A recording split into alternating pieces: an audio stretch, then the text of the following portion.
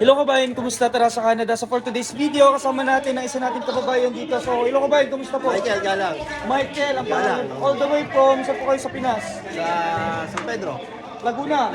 So, kumusta naman po? Ano pong trabaho mo dito sa Canada? Welder. Welder ka. So bilang isang welder, paano ka po nakarating ng Canada? Recommend ako ng friend ko. Recommend ka na. Ito kabayan, kumusta po? Nirecommend ko po si Baby po. Ang bait ko kabayan. Kasi bali na kailangan yung company namin. Kinausap ko ng boss ko kung may mararecommend.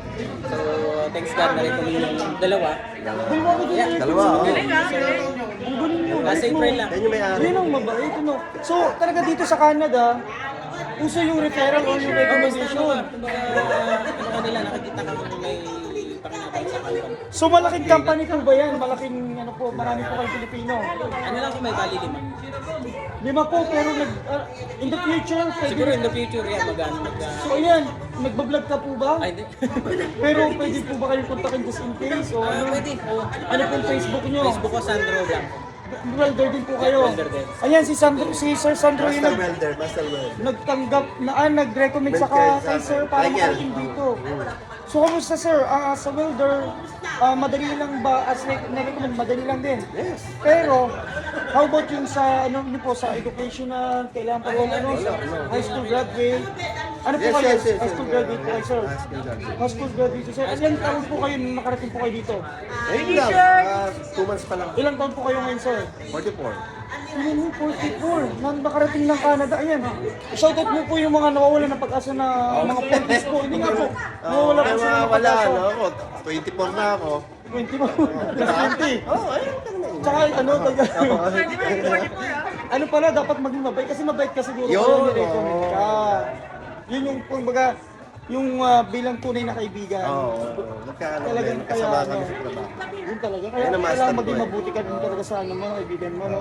So referral, saan yung agency dinaan po?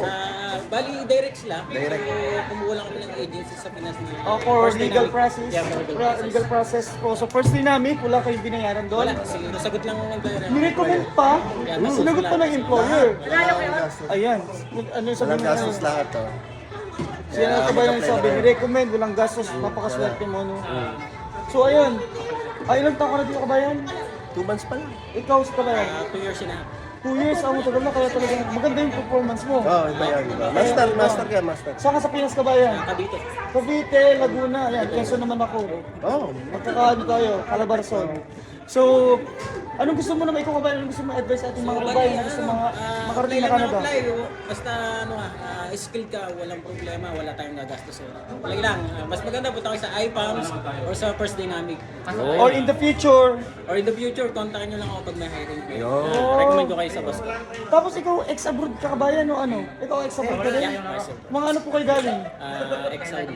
Saudi, magkasama din kayo sa Saudi. Sa Pilipinas. Dito lang ako sa ano? Prosa. Sa Pilipinas.